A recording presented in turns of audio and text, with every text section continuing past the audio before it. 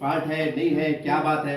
मेरा सवाल ये है कि इस अभियान को एक तरफ जनता की बहुत से लोग कह रहे हैं कि वीएम मशीन से नहीं होना चाहिए और सरकार कह रही है इसके अंदर कोई शंका नहीं है, कोई डाउट नहीं है। इसको आप कैसा देखते हैं और आपका नजरिया क्या है इसके ऊपर? अच्छा, मैं बताता हूँ आपको।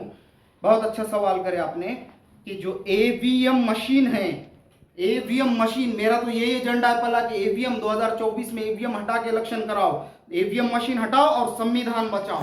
क्यों? क्योंकि तुम्हारे सबके जेब में मोबाइल है ना? करेक्ट। वो मोबाइल हैक हो सकता बट हैक नहीं हुआ। कोई भी तुम्हारे मोबाइल को हैकिंग कर सकता है, मैं करेक्ट? कर सकता। तो वो मशीन है, वो इलेक्ट्रॉनिक चीज है।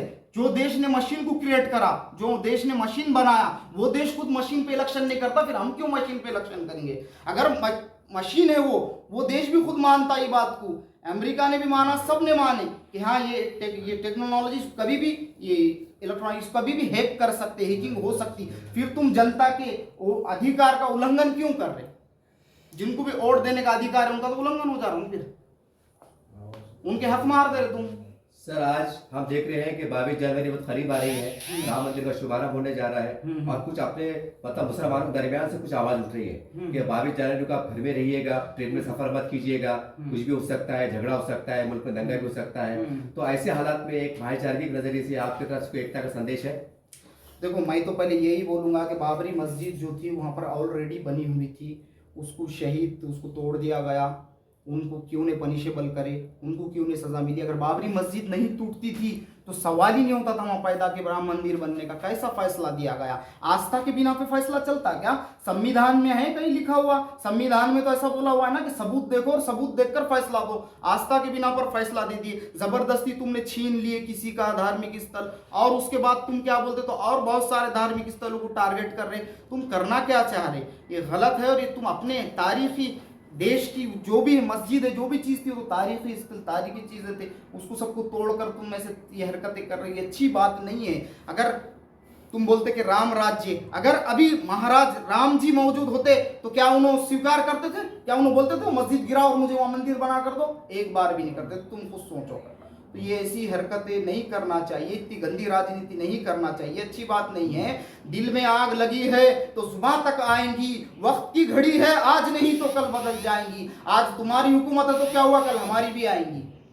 सर आज देश में कुछ मुट्ठीभर लोग, मुट्ठीभर ताकतें ये कह रही है कि जैसा पाकिस्तान एक मुसलमानों का देश है, एक इस्लामी राष्ट्र है, बांग्लादेश एक छोटा सही लेकिन मुसलमानों का देश है, इस्लामी राष्ट्र है, तो हम भी इसको कहने के हिंदुस्तान को हिंदू राष्ट्र के रूप में देखना चाहते हैं। कुछ मुट्ठीभर लोग इस तरह की आवाजें बुलंद कर रहे हैं, कोशिशें कर रहे हैं, और ये यहाँ तक कहा जा रहा है, अंदेशे से बताया जा रहा है कि 2024 के बाद शायद हो सकता है कि हिंदुस्तान हिंदू राष्ट्र में तब्दील हो जाए। तो इसको आप कैसा देखते हैं? इसको लेकर आपका सदीदा है? मेरा तो यही कहना है कि जो भी है वो बददिमाग और बेवकूफ लोग हैं, वो जो हिंदू राष्ट्र के बारे में बोल रहे, वो हिंदू राष्ट्र के बारे में नहीं बोल रहे। मैं भी बताया ना आपको, ज्योग्राफिक हिसाब से जो भारत का रहने वाला है भारतीय, जो इंडिया का रहने वाला है वो इंडियन है, और जो हिंदुस्तान का रहने वाला है वो हिंदू है। तो ज्योग्राफिक हिसाब से सब हिंदू हो रहे हैं, यहाँ के रहनेवासी। बाकी तुम धर्म से ना जोड़ो इसको। असल में वो संविधान के दुश्मन है, उनको संविधान हटाना है, बाकी कुछ नहीं। और ये इतना आसान नहीं है। तुम संविधान हटेंगे तो 70 से 80 करोड़ लोगों का क्या करेंगे तुम?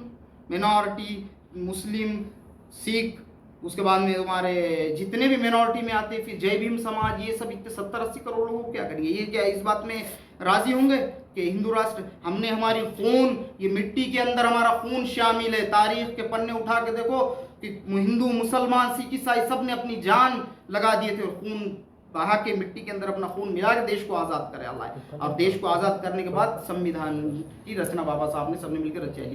तो अब बताओ, तो इतने आसानी से संविधान हटा दोगे तुम और अपने हिंदू राष्ट्र बना दोगे? वो जो पाकिस्तान बना, तो क्या हमने बोले थे पाकिस्तान को अलग करो? हम तो आज तुम्हारा बोलते चलो पाकिस्तान पे चढ़े करो, ले लो अंदर मिला दो, अखंड भारत करो उसको पूरा, जहां तक अखंड भारत था सबको मिला होगा। तुम मिलेंगे? हम आपको उनसे क्या लेना देना है? हम हमारे देश के बारे में देखेंगे, हमारी मिट्टी। हर वक्त मुसलमान ने ये काम किया है, देश के लिए अपनी जान दिया है। जान से प्यारा देश हमारा, कुर्बान मेरी जान देश के है नाम। सर एक आखिरी सवाल जाते आते देखिए सर, कुछ लोग ताकतें, लोग मुसलमान 25 करोड़ मुसलमानों की संदेश देते हैं कि तुम्हारे आबाद तक जिन्होंने कहीं ना कहीं हिंदुत्व को छोड़कर उस जमाने जो भी धर्म को मानने वाले थे, उन्होंने उस धर्म को छोड़ा, इस्लाम धर्म को स्वीकार करा और आप घर वापसी कर लो, एक घर वापसी की भी मुहिम चला रहे हैं। तो इसके बारे में आपकी पार्टी की भूमिका क्या है और आपकी तरफ से उनकी तरफ संदेश क्या है?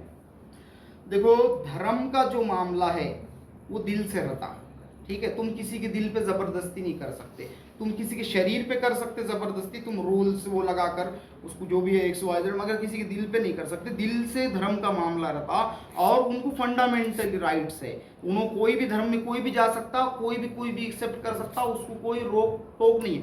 बट तुम उसको जबरदस्ती करेंगे तो क्राइम हो रहा, और फिर क्राइम होगा तो फिर वो बहुत गलत बात है, फिर उस हिसाब से तुमको पनिशेबल भी कराना चाहिए। और ये इतनी आसान बातें नहीं है। तुम बोल रहे ये हिंदू राष्ट्र का भी जो बोल रहे थे आप, हिंदू राष्ट्र की जो मांग करते, वो लोगों को क्या ये नहीं मालूम यूनाइटेड नेशन कैसा मानेगा तुम्हारे को, वहां कैसे प्रस्ताव डालेंगे, वहां से कैसे पास करके लेंगे, इतना क्या आसान है। और एक सवाल ये इलेक्शन ताल्लुक से सर, कि अब इलेक्शन आने वाले हैं, तो आपकी औरंगाबाद में क्या तैयारी है? कोई चेहरा, मुस्लिम चेहरा आपकी नज़र में है, जो भी है, जो भी चेहरा कि आप अपनी पार्टी से खड़े करने वाले हैं, मराठवाड़ा में टिकट देने वाले हैं, और जो इच्छुक उम्मीदवार है उनको क्या आह्वान करेंगे अगर आपसे पार्टी से लड़ने से ख्वाहिशमंद कि हमारे पार्टी पे आओ, आपसे मुलाकात करो, ऐसा कुछ भी बात बोलेंगे आप, संदेश आपके इस मौके पर? हाँ, कैसा है, अभी तो पार्टी की स्थापना हुई, अभी पार्टी ने जन्म ली, अभी उसका जन्म हुआ, अब वो रेंगेंगी, फिर वो चलेंगी, और जब दौड़ेंगी तो अच्छे अच्छे वो क्या बोलते, तो जितने भी संविधान के दुश्मन, जो बदमाश लोग हैं, जो गंदी राजनीति कर रहे हैं, उन सबको फिर मजा चखेंगे वो सब, क्योंकि वो खुद बहुत जनता वहां से हटेंगी और हमसे ज्वाइन होना चालूंगी। जनता का जो नेता रहता, नेता की विचारधाराएं अच्छी है तो जनता खुद ब खुद ज्वाइन होना चालू हो जाती है उसके साथ में। और वो जो है जिनकी विचार चेहरे किस किस को करेंगे, तो अब जैसे जैसे हमारी पार्टी, मैंने बोला ना कि सबका साथ सबका विकास में आप हमारा साथ दोगे अवाम, तो फिर अवाम गरीबों का साथ पार्टी देंगी, यानी कि उसका गरीबों का विकास होगा। जब आप हमसे ज्वाइन होंगे तो ही तो पार्टी खड़े रहेंगी ना सही तरीके से। सवाल ये था सर, जब औरंगाबाद में आप पत्रकार परिषद दे रहे हैं, तो औरंगाबाद एक ऐतिहासिक शहर है, यहाँ से जो भी तहरीक उठती है वो इनकलाब लाती है, बर्पा करती है, बहुत इसके असरात पूरे महाराष्ट्र में फैलते हैं। तो हो सकता है लोग ये जहन में ला रहे होंगे कि ये इंटरव्यू देखने के बाद चैनल पे जब वायरल होगा कि यकीनी तौर से आपकी पार्टी तरफ से लोकसभा के अंदर, विधानसभा के अंदर कोई बड़ा चेहरा उभर के आएगा, XYZ कोई भी हो सकता है, तो ये सवाल तो जरूर उभरेगा, तो उसके लिए कुछ ठोस संदेश कोई तो मैं बताया ना, दिल्ली से दिल्ली तक जाएंगे, यहाँ से तो वहां तक फाइट करेंगे सिर्फ अवाम के लिए। बाकी मुझे कुछ इसमें इंटरेस्ट नहीं है, जैसा कि तुम्हारे क्या बोलेंगे, मुझे इस सीटा होना, मुझे मेरे हाथ में रिमोट कंट्रोल दो, कोई ज़रूरत नहीं है। मैं सिर्फ तुम्हारे लिए, आम जनता के लिए और देश की एकता और अखंडता को बरकरार रखते हुए पार्टी को स्टेब्लिश करा, इसलिए कि तुम्हारी मदद और तुम्हारा साथ हो गरीबों का सही आवाज़ उठाने। औरंगाबाद के हम देख रहे हैं, आपने देखा होगा मीडिया के माध्यम से कि औरंगाबाद का नाम मिटाने की साजिश की जा रही है, छत्रपति संभाजी नगर रखने की कोशिश की जा रही है, इसमें आपकी भूमिका क्या है?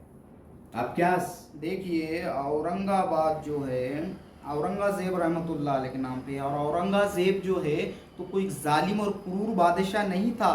उनकी हिस्ट्री पढ़ो, तुमको पता चलेगा उनके सिपर सालार कौन थे, उनके वजीरा कौन थे, उन्होंने जंग लड़ने के लिए किसको भेजते थे, ये तारीख गवाह है हिंदुस्तान की। अरे पढ़ के तो आओ, घरों को जाकर स्कूलों में जाओ पढ़ो, स्कूलों में नहीं पढ़ सके तो घर से पढ़ कर आओ, देखो तुमको पता चलेगा कहाँ कहाँ औरंगजेब ने इनामात दिया, ले मंदिरें बनाए। वो क्या हुआ था, चीन क्या बोलता यूनाइटेड नेशन के अंदर आज भी, अब तुम बोलते ना औरंगजेब को क्रूर तानाशाह बादशाह, और चीन बोलता, चीन यूनाइटेड नेशन के अंदर कि जो हिमालय पर्वत है वो हमारा है।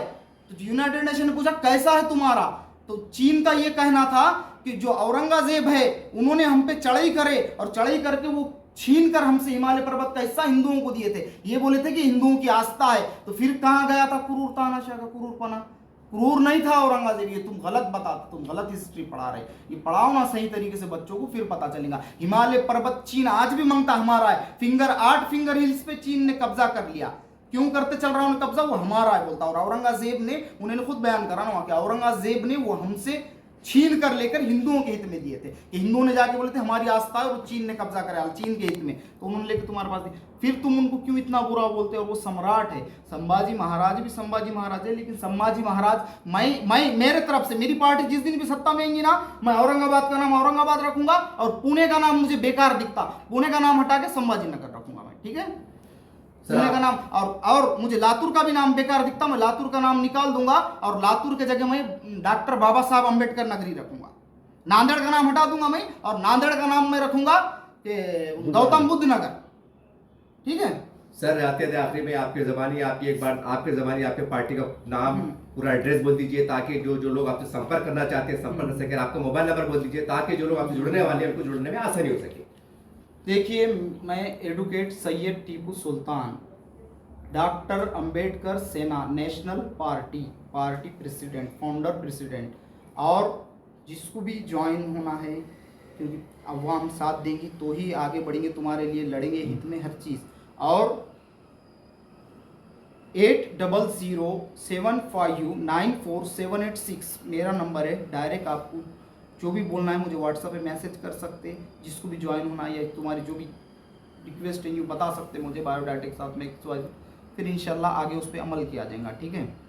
और अगर आपको डायरेक्ट मुझसे आके रब्ता कायम करना है तो अभी औरंगाबाद में सब तरफ तो ऑफिस से डिक्लेयर वो सब होंगे, मगर जब तक अगर मिलना है तो मुख्य कार्यालय परभनी महाराष्ट्र, परभनी यूसुफ कॉलोनी नियर यूसुफिया मस्जिद 431401 परभनी का pin code. Thank you sir. वो नहीं पूछा आपने।